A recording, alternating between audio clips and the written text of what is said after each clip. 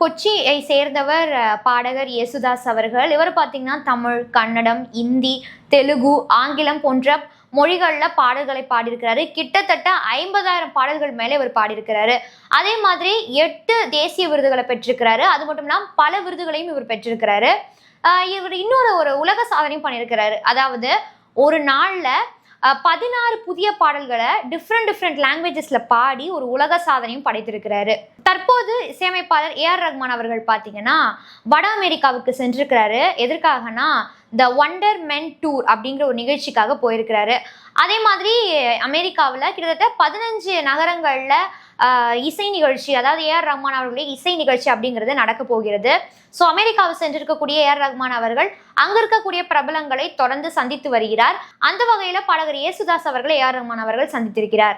இது தொடர்பாக ஏஆர் ரஹ்மான் அவர்கள் என்ன பேசியிருக்கிறான்னு பார்த்தீங்கன்னா, பாடகர் யேசுதாஸ் அவர்கள் என்னுடைய குழந்தை பருவத்திலிருந்தே ரொம்ப ஃபேவரட். தற்போது அவரை சந்தித்ததில் எனக்கு மிகவும் மகிழ்ச்சியாக இருக்கிறது.